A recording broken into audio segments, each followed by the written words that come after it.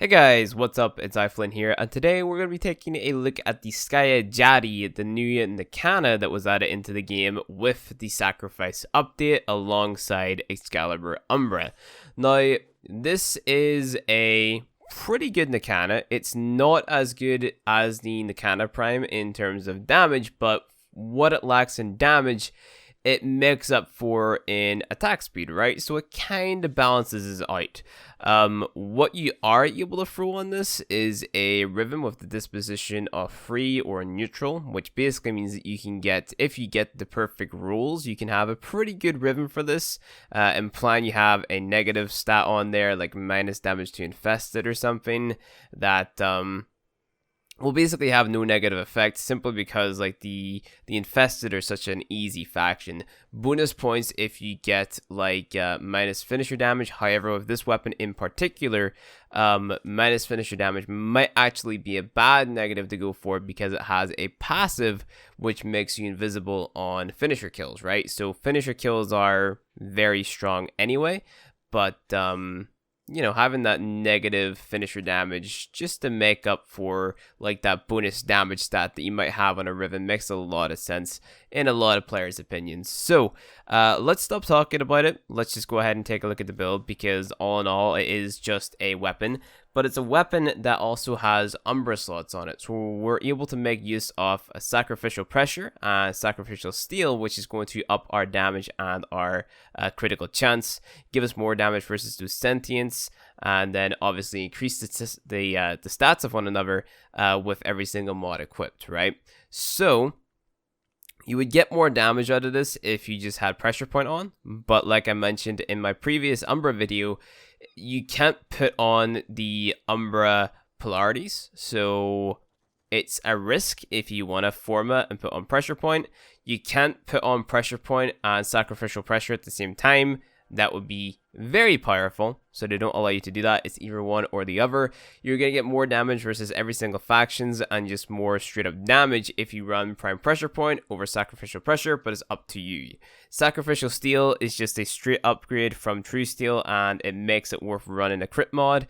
It only takes our critical chance up to 31.5%, but because I didn't want to take off the Umbra mod slot, then I decided to just kind of roll with it, right? Because this is going to pair pretty well with our Blood Rush as well, which is going to give us more crit chance the higher our combo counter actually goes. So I have a Drifting Contact on here, which increases my status to 37.8%, and that's going to allow us to proc our corrosive damage pretty much very reliably, so our damage scales up the more we hit the enemies, just because we're stripping away their armor as well. Organ Shatter for that crit damage, so then whenever we do crit, we deal a lot of damage, and then Berserker to up our attack speed, which is awesome. The stance mod, realistically, is up to you. Blind Justice, in my opinion, is the best stance mod for Nakanas, simply because you have a lot of multi-strike combos, and you also have a Slam, which is going to knock enemies over, which is going to allow you to proc finisher attacks on the enemies as well. So, like I said, if you perform a stealth attack with this weapon, it's going to make you invisible. So let's just go ahead and read the description for it. Forged of steel, grafted from Umbra's flesh, this elegant Nakana unites with its Warframe to form a single being of seething purpose. So, no idea what exactly that means, but you can see that it's mainly slash damage. It has impact stat of 11.6 and a puncture stat of 5.4, which means it's not going to be that good versus our armored targets. And like I mentioned beforehand, the Nakana Prime has better damage stats, but this one makes up for that in attack speed, right? And we also don't have a very high critical multiplier either, which is pretty unfortunate. So why did I go ahead and equip that? Let's just go ahead and equip this again, and then you can see this is our stats with all our mods on. So we have 464 corrosive, 142 slash, 27 impact, 12 puncture, 31.5 crit with a 3.6 multiplier, and then we have a status of 37.8, which is all right. Okay, so what we're gonna do is we're gonna spawn in level 110 heavy gunners, and the reason I do level 110 is simply because that's the highest level of enemy you're going to come across whenever you're playing like sortie level content and stuff like that. So this is like one of the toughest enemies in the game that you're going up against right here if you're just doing your daily content and you're not going like very deep into endgame. Okay, so what you're going to notice whenever we do start hitting this guy though is that he's going to ragdoll a lot because of the slam on the blocking combo with Blind Justice. However, we can change that up and throw on Tranquil Cleave or Decisive Judgment if it gets a little bit too annoying, just to demonstrate the damage a little bit better. So let's just go ahead and spawn in 20 of the enemies.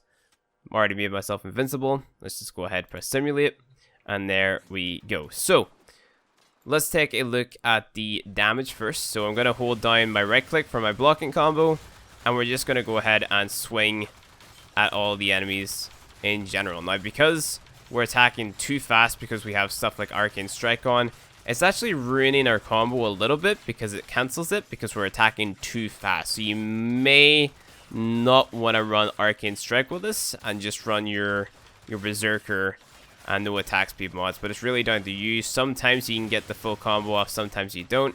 It is just kind of down to you. But you can see that we're able to take down the enemy's health quite reliably here. And we can attack pretty fast. Now, like I said, that's because we also have Arcane Strike on. Let's just go ahead and remove that Arcane Strike and see how we do without it. See if we can get that full combo off. We have 2 Arcane Strikes on there, which is a big detriment actually, because that's going to increase our attack speed a lot and kind of skew the results a little bit. So let's just go ahead and kill these guys. Select all and press OK. Simulate them again. Get our energy.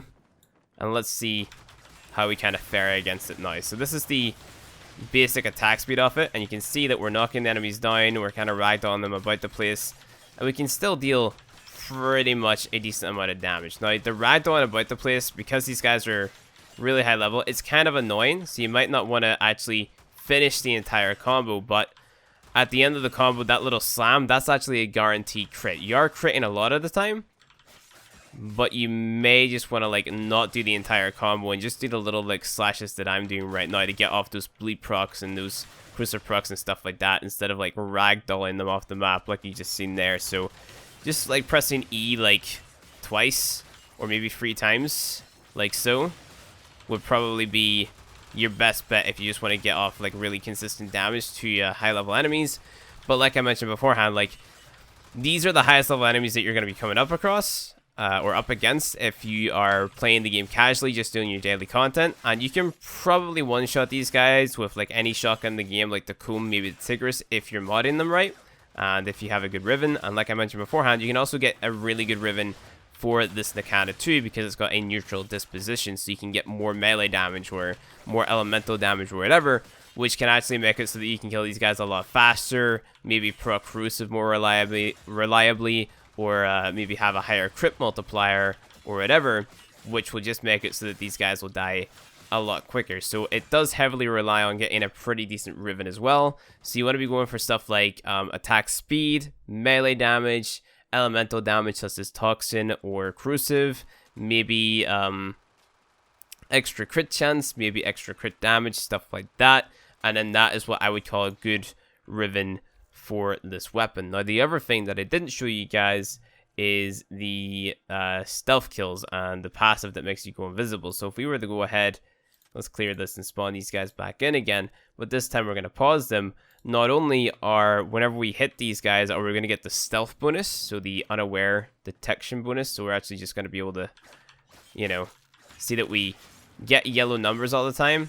And it's basically just a massive increase to the damage. So it's the exact same damage increase that you would get if you were to blind all your enemies as well.